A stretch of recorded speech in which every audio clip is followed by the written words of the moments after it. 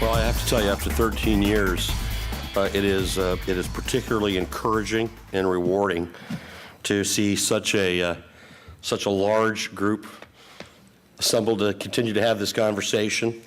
The discussion doesn't end. This discussion continues to evolve. I also had a chance to look in advance at the registration, and the quality and caliber of people that are electing to spend 2 days here is doubly impressive. So thank you very much. Can everybody hear me okay? In the back, can you hear me? I'm all right? Okay, fantastic.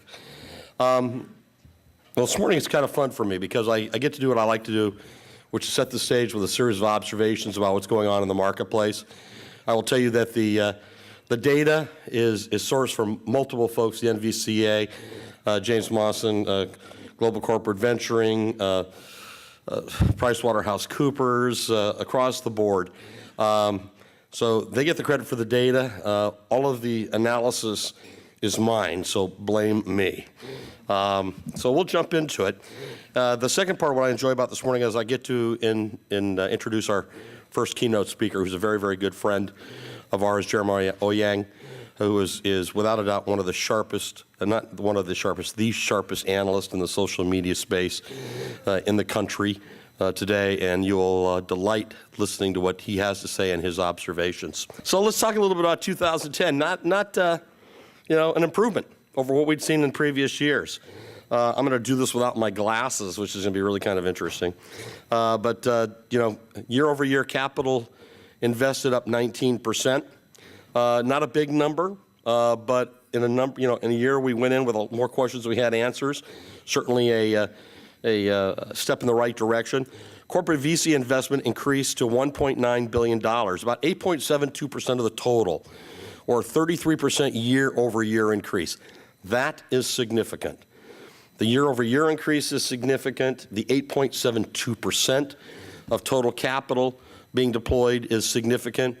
That actually represented corporate venture capitalists going into about 20% of the investments that were made during the year had some level of corporate venture investment. These are getting kind of close to high water marks. You can argue about what is the high water mark for the percentage of corporate capital going into the venture ecosystem. You start to get around 9.5, 10. Some people will say 11. I'm going to take out 2000. Where people argue all day long, was it 14% or was it 20%? It was an abbreviation anyway. But we're getting towards a high water mark, and it'll be interesting to see if the old high water mark stands, or if in fact we are seeing what we've talked here about for many years, this tectonic shift of corporations on a sustainable long-term basis into the venture ecosystem, driven by a need to tap into the efficiencies of innovation that venture typically drives. The IPO exit environment, things got a little bit better. 42 U.S. technology IPOs in 2010. That's up from 17 the year before, but interestingly enough, the VC projection from the VC community in Q1 of last year was 27. So we came in about where I thought we would come in last year, if you remember the comments. And I think we see the stage set for an even stronger showing this year. I'm guessing we're going to probably look at something like 80 to maybe north of 80 U.S. technology-based IPOs this year, based on a very, very strong pipeline of high-quality, profitable companies that have been around for a number of years, that have simply been waiting for an opportunity to attach to the markets. And roughly, of the IPOs that took place in the U.S. last year, roughly 1/3 of those were technology.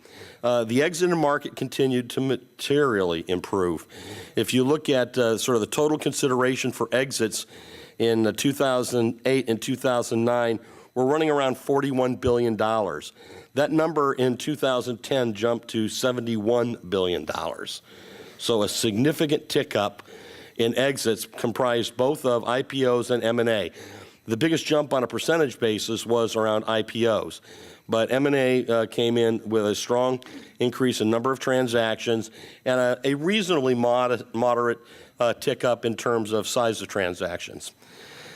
So the bad and the kind of ugly. So remember last year it was the ugly. So this is the glass is definitely 51% full. For the VC funds, still a no man's land. 12 billion basically in new fund commitments. This is capital going into venture funds against an outlay, north of 22 billion. So we're talking about, well, before I jump there, I'm going to just say, that was going into 157 funds. You start to think about 157 funds, $12 billion, how does that work? The average fund size is $78 billion. So remember the entire discussion about super angels? This is where it shows up. You've got a bifurcation, very large funds and very small funds. And that's where you get to this kind of strange average fund size around $78 billion, which doesn't really represent what history tells us is a sustainable sweet spot for venture capital fund size, which tends to run in the $250 to $300 million range. That is still being sorted out. In 2000, I'm going to jump over that just in the interest of time. The VCs continue to emphasize quality and invested in fewer deals per fund.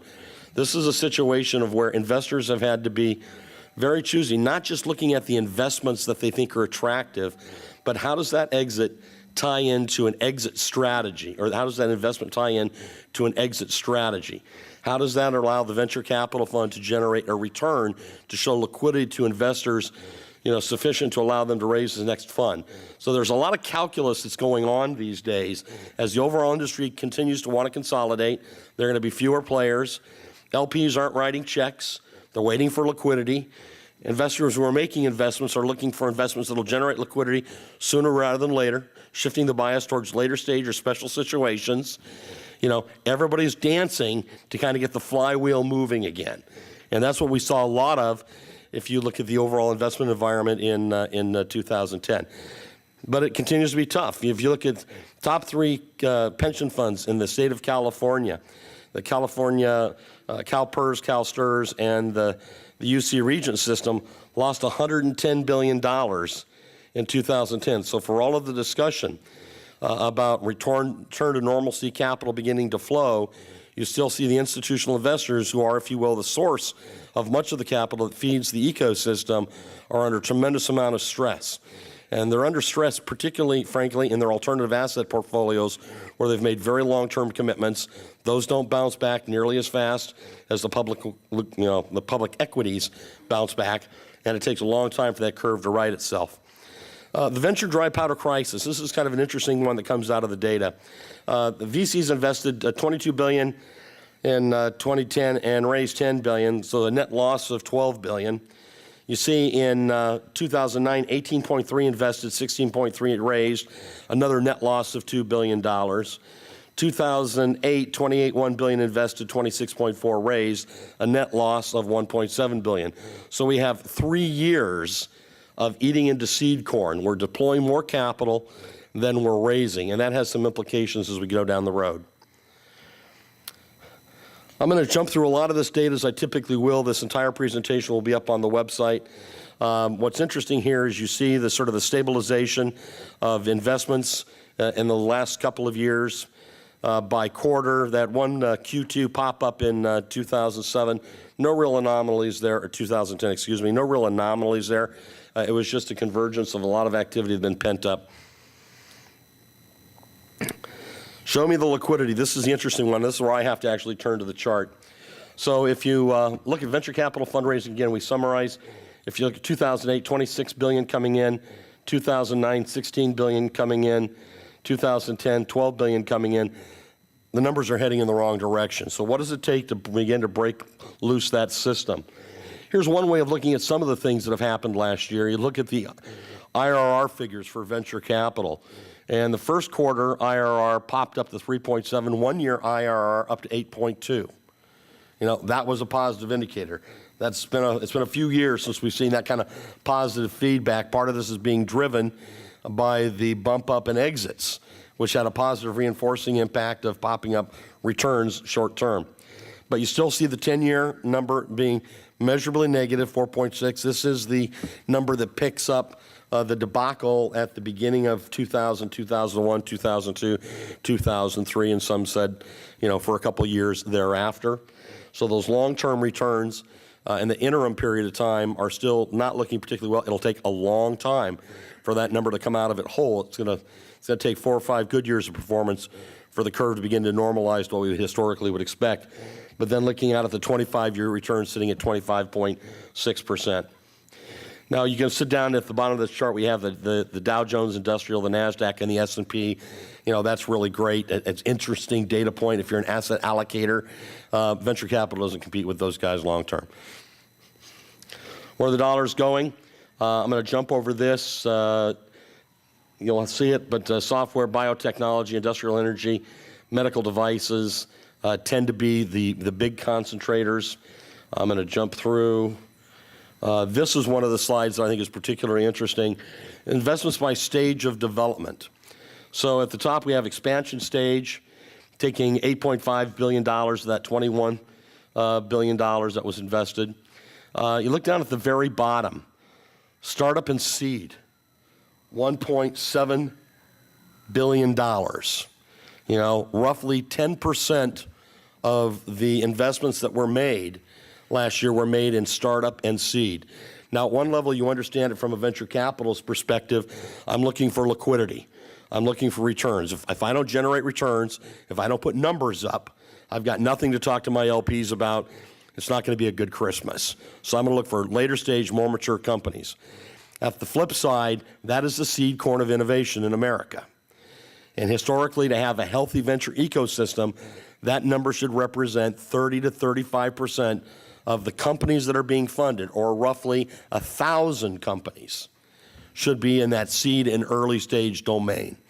So in this massive push for liquidity, show me the money, show me the returns, what's happening is we're giving up on those very early stage investments, and that has some long-term implications. So where's the action geographically? The big mojo is in Silicon Valley. Interesting, that's the best way to look at it. So the top line is Silicon Valley, and then the story is told.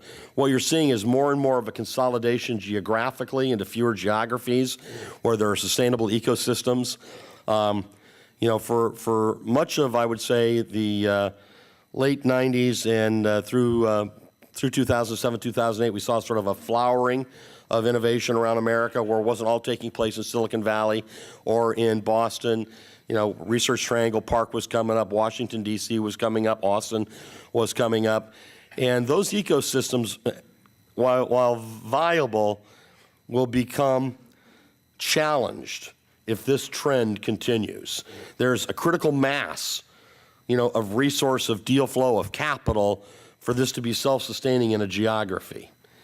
And if this consolidation continues to take place, you know, that diversity is going to be challenged to be sustainable. So my kingdom for a liquidity event. I actually put green ink in this time. I was being very optimistic. We're seeing some green shoots. So looking at this chart here, I pulled out 2008, 2009, and 2010. What you see circled first are the offerings from venture-backed IPOs. So you see the movement from 470 million to 1.6 billion to 7 billion in last year. So nice numbers, increase in terms of the units and the total consideration. Here's the M&A story coming in. So 354 transactions in 2008 at 116 million average deal size. 285 activity dropping down, but deal size popping up in 2009 as many organizations were preoccupied with not getting deals done, but sort of righting the ship, finding a new stable base before they turned to acquisition activity again. So not terribly unexpected. And then a very nice pop in 2010, 492 transactions, and the consideration for an M&A transaction also popping up. You're going to expect to see both the M&A activity and the IPO activity in 2011 should continue to increase and increase significantly. And that is that beginning of the green shoots. So what's it all mean? Significant reduction in availability of venture capital. Investment activity is up, but modestly. Capital inflows are falling further behind. We had a net negative, you know, $15.7 billion over the past 3 years. That is not sustainable. Capital continues to skew to the later stage where it's looking for liquidity. And for a venture capitalist, that's how do you demonstrate you continue to belong in the game? by demonstrating you can generate liquidity. And that shifts your investment strategy towards those opportunities as a professional investor where you can best generate those liquidity events. Series A investments, the seed corn remains weak. Not just weak, desperately weak. This is for me an early warning indicator of the entire ecosystem. And corporate investors are stepping up significantly, 33% year-over-year growth. Nothing to sneeze about, but it's not enough. It doesn't fill the void. It doesn't fill that hole of $15.7 billion deficit investment over the past 3 years. Startups need to rethink their capitalization plans, clearly. Capital efficiency is the watchword. It is today. It's likely, until the capital flows begin to shift, to continue to be the watchword. Cost of failure is terminal for these young companies. It's a lot harder to get a do-over when capital is in such critical shortage. You need to rethink your distribution, manufacturing, go-to-market plans. That's actually a point that I'll touch upon in a minute that favors corporate collaboration with these young companies. These young companies, once upon a time, would think about a 5-year go-to-market strategy. Now they need to think globally, day one. They cannot raise the capital in today's environment, or do they have the proof points to raise the capital to fund their own global expansion day one in most cases, which means they need to turn to corporate venture firms and venture arms for the types of relationships, not just capital, but access to the branded distribution channels and customer sets that allow them to go global and to do it very early on in the cycle. Leverage off balance sheet financing. So again, for the entrepreneur, that is, how do I build out my infrastructure without having to raise capital to do it? You do it by partnering with corporations. The venture industry is in what I call the valley of death. It sounds more draconian than it actually is, but it is a real time of sorting things out. We are recognizing, and we're seeing it increasingly, that there are a large number of funds that simply cannot raise money. They have not been able to put up the returns, either short-term or longer term, and they will be out of the game. And with them, the talent, the experience that resided within those venture firms, I call it the journeyman system, begins to fall apart. And a lot of the experience that is absolutely essential to long-term successful prosecution of venture capital will be lost. And that's unfortunate. We saw that in 2001, 2002, and we saw the consequences of when you lose that brain drain. Secondly, not enough money to support the viable startups. If you keep drawing down the amount of capital that's in circulation, the so-called dry powder for the ecosystem, you've got thousands of companies out there that need more capital, and the capital simply will not be there. Now, I call that the valley of death. This also typically is what jumpstarts the venture investment cycle again, where there is a mismatch between quality opportunity and available capital. And even the institutional investors who sometimes are behind the curve when it comes to committing to asset classes figure this out. And all of a sudden they look at that mismatch between there's not enough capital and there's a lot of opportunity and there are good companies out there, not enough capital to support them. A lot of times that combined with those first green shoots around liquidity is what jumpstarts the process. That feels like an opportunity. In this environment, the door is open for corporate investors, but tread carefully. Those who have, how many people have been here, were here last year? Okay, pretty good. How many people were here 13 years ago? Okay, so you'll remember when I said that venture capital is very much like baseball. It's an insider's game. It's a game that's based on relationships, trusted relationships. And when the market gets very, very sloppy, everybody is looking for survival. And when people are looking for survival, they will say just about everything, do just about anything in order to survive. And this is a period of time where you really have to count on those trusted relationships. People that will be straight with you, will be honest with you, will treat you as if you're a long-term player and a long-term partner. And you need to find those relationships in this period of time, because if you don't, there will be enough other people out there just trying to keep the ship alive. Whether it's a company, whether it's a venture firm, whatever it may be, just keep it alive, hoping that something will happen, that there will be enough green shoots to bail them out. So when I say tread carefully, it's tread carefully with trusted partners. Looking forward, landscape for innovation is unparalleled. It's absolutely amazing. I've been in this business for 15 years. I've been in technology for 35 years. It is about as sweet looking ahead as you possibly can in terms of the number of technologies that are evolving, the number of things that are moving, the interdependencies on those innovations, and what that means for us that fund the innovation ecosystem. So we're on the cusp of the Internet of Things. You know, we're going from a few devices, a couple billion, 3 billion, some say 5 billion this year, that have IP addresses, you know, to 50 billion devices in 2020. You know, an order of magnitude more complexity, and order of complexity doesn't even begin to touch the surface. Devices that are addressable that want to communicate. All things connected, they're all communicating all the time. Computing is redefined. We've seen what the smart pads have done. We see what the smartphones have done, you name it. But the definition of a computing device is going to be totally reimagined. They're all going to be wireless. They're all going to be mobile, by and large. They're always going to be on. They're always going to be connecting. And it's going to become a very, very interesting world. That old desktop sitting on, the counter will still be there in smaller numbers, but it's not where the growth is. And the growth is everybody's wired up with multiple devices, all talking to each other all the time. Communications gets blown wide open with that. We're looking at a 26x increase in bandwidth demand over the next 5 years. You know, and then you go back and you look at who's investing in communications technologies. Nobody. So you have networks that are overloaded, they're overstressed, they can't handle the demand, and this happens to be Cisco's number, you know, and that's just the next 5 years. You know, that curve gets steeper and steeper the further out you go. Supply will be chasing demand for years. You know, this is one of the situations where we always tend to build out in advance of demand and then prices plummet. We're going to be chasing, supply is going to be chasing demand for a while, just because of the proliferation of devices that all want to be communicated to. Core technologies will need to be reimagined. I mean, much of the technology that we're operating with today was developed, it was imagined 30 years ago. We had a very, very different model of computing. It was a mainframe, it led to a mini computer, led to a workstation, led to a PC. They're all basically the same. Not the same level of communications, not the same level of computing, not the same level of dispersion within a non-tech savvy, proletariat. So all of those core technologies are going to be reimagined to support this brave new world we're talking about. And all the user interface technologies are going to continue to evolve in very, very significant ways.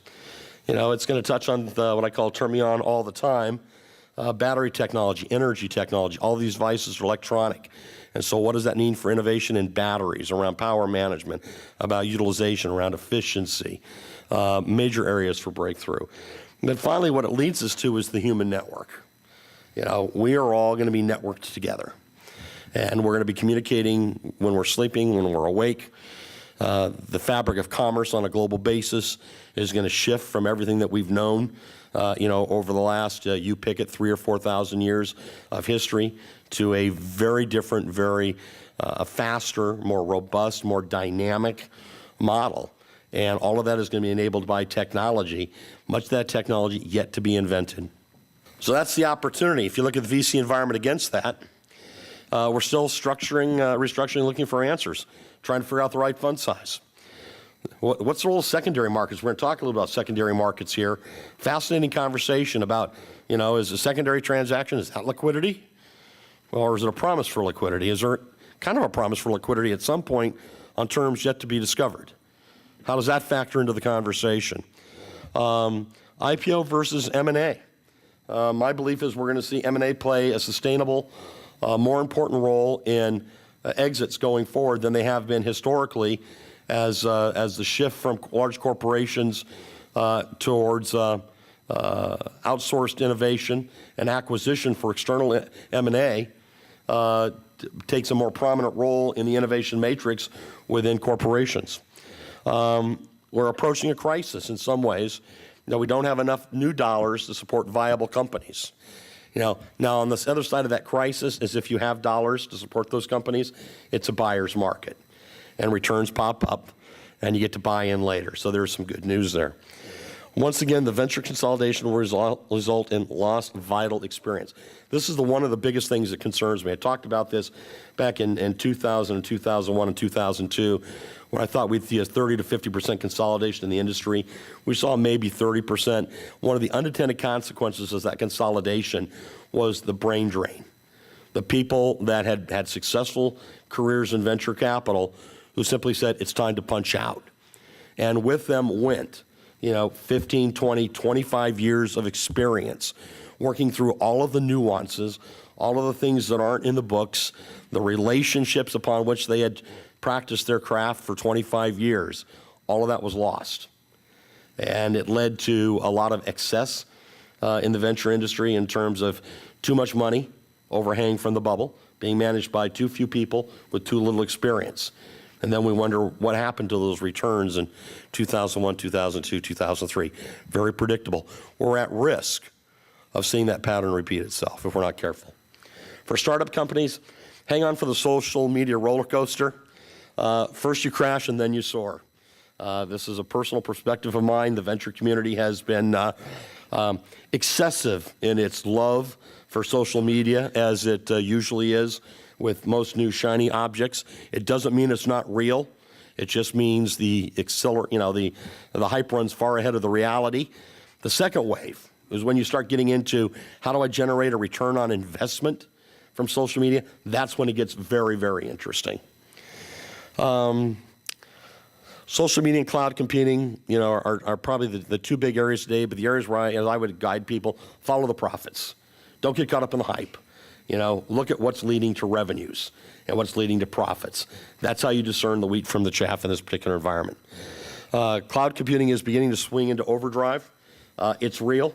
There are very strong underlying economic factors that are propelling it, particularly in a more competitive, resource-constrained, margins under pressure environment for IT resources. Cloud computing responds in a lot of very, very powerful and compelling ways, but it runs the risk of being another shiny, bright object that the investment community can overcapitalize. The areas that I think are really kind of interesting as we look around at critical infrastructure today, communications, wireless platforms, storage, and IT security are real needs. I could spend an hour with you talking about IT security, but if you want to talk about what's going on there, grab me somewhere over the next couple of days. It's an area where we're building networks with vulnerabilities that we can't even begin to imagine. And we're putting the entire commerce of the world on those networks. Kind of interesting. Corporate venture capital, back from the dead. We're playing off the dearth of venture capital and need for innovation. Startups are reaching out as they need to go global faster. It's a tremendous opening, a great opportunity. And capital commitment is approaching that historical high. So will we be constrained to that historical high, or are we at this point where we've all sort of anticipated we should be for the last 15 years, where we push through the historical high and corporations become a more significant long-term, reliable component of the funding ecosystem as the corporate matrix for innovation shifts from large corporate labs to more efficient models. Planning for success. IPOs are rising and further improvement expected.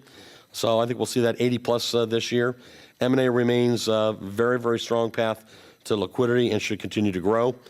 Capital efficiency remains critical for these young companies. Strong investment syndicates are essential. This is tough due to the valley of the death. This is, as I indicated earlier, a desperate man, a desperate woman will say or do just about anything to survive. And for many of these companies and many of these firms, that's where they're going to find themselves. And so you find yourself walking into syndicates not knowing exactly where your syndicate partners are. And there's a giant game of liar's dice that I think breaks out in many of these financings. And so it's, again, for corporate investors, you're well suited to be partnered with insiders, venture firms that you trust, whose interests are linked to your interests, where you can get a straight answer on what's going on in the situation, or at least how do we play this situation? How do we make sure, we're not the last bit of juice coming in to keep something alive, but nobody else has got any money around the table, and maybe that should be factored into the financing right now. Again, you need to be inside baseball to win in this game. Profiting from the turmoil, a little bit out of the Allegis playbook. This is always great for me because we get to kind of think every year about what would we do in this environment. At one level, exploit capital scarcity in the seed and early stage. We're a seed and early stage firm. We have been for 15 years. That's our core competency. And what we see today is a tremendous amount of innovation taking place and a dearth of capital supports seed and early stage. What does that do? That biases valuations towards the investor who's prepared to invest in seed and early stage. So we'll be back. The risk-reward shifting as the path of liquidity reestablished itself. And this is just, again, a classic underserved market facing that massive innovation wave. You have to like the dynamics here. Evaluate quality broken deals or deals that might be broken but not announced to be broken. How do you go find companies where you've got a broken syndicate, the syndicate doesn't have the money, the company has demonstrated its bona fides, it's got a product, it's got customers, but it's being held back by the limitations of its syndicate. There's usually a lot of hair on the dog with these deals. They're complicated, there's a lot of work, but if you're patient, if you know how to do the work, if you have the right relationships, there can be tremendous amounts of opportunity here to make investments in companies where you will get paid for working on cleaning up a complicated situation. From an investor's perspective, it helps to pull in the J curve. This is again the Series C that's priced like an A prime. I'll do those deals all day long if I can because it helps with the returns. And the re-emphasis on innovation distribution partnerships. As I referred earlier today, these young companies that we're building have got to think about global markets day one. They don't have the resources to do it.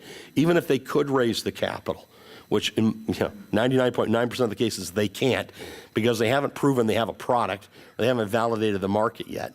So they can't raise enough capital to build out a global sales and support organization. They simply can't manage the complexity.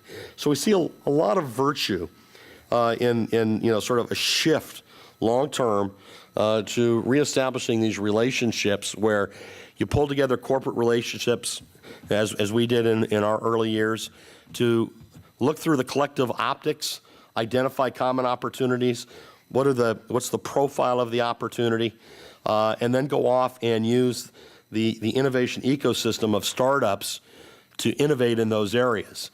And when that innovation is successfully, take that innovation right back out through the obverse lenses for the branded distribution strategies. And that plays to the fact that we're in a globalized economy. It takes advantage of the market domination, brand, distribution reach of those large corporations, and the ability of a young company to innovate quickly and cost effectively. So it's another idea that we're playing around with. So again, identify mega market requirements, support efficient startup-based innovation, identify and anoint best in class. Now you're in a position to be a market maker, and blow out distribution through global partnerships. So you're invited. It's something we like to do every year. We did this last year for the first time. Allegis Capital Annual Partnership Meeting is a little bit of a different event. Our firm has been built around corporate partnering for the past 15 years. We've had more than 40 corporations as LPs. We like working with corporations. And last year, for the first time, we opened up our annual meeting, which is done at Half Moon Bay in May, to not just our corporate partners, but select friends. And if you're here, you're a select friend. And so we'd be happy to include you. It's a small, intimate gathering, but we talk a lot about what's driving innovation in the marketplace. We've got a great speaker this year, David Thompson. If you haven't heard, David has got a number of books out, but talks about, how do you go from blueprints to billions, really about taking innovative ideas and building large enterprises out of them. We'll be doing our usual M&A, IPO, Path to Liquidity panel this year. The bureau chief for Bloomberg will be moderating for us down in Half Moon Bay. And grab either myself, or my partner, Pete. Pete, raise your hand real quick. Pete's here with me. We'll tell you more about it, but what we really want to do is, frankly, we like to expose you to what's in our portfolio. And we'll have 13 or 14 of our portfolio companies. We don't bring out one. We bring out kind of everything that we think is good in the kitchen cabinet, which is most of what's in the kitchen cabinet, and give you a chance to meet with the CEOs and the entrepreneurs. And, quite frankly, we're looking for relationships. It's what we do. So put it on your calendar. If you have more questions, please let us know. And, my summary from late last night was, when it was easy, it wasn't real. And when it's real, it's never easy. This is This is a game that takes a tremendous amount of patience and a tremendous amount of skill, but it's one that we do it because we love it. You do it, I think, because you need to learn to do it. And we've got a massive shift in how innovation is being done in the United States and around the world as we face more competitive markets. And this group here, this conversation, this is the focal point for sharing those experiences. I think we've got a phenomenal 2 days lined up for you. As Christina indicated, we spent a lot of time trying to reimagine this conference to understand that venture capital is a component of innovation and innovation venturing. And we think we got the program pretty well lined up to reflect that. We always love to hear from you and your thoughts. We'll start on this within the next 2 weeks. We'll start on next year's conference. A lot of what shows up here is based on your feedback and your input.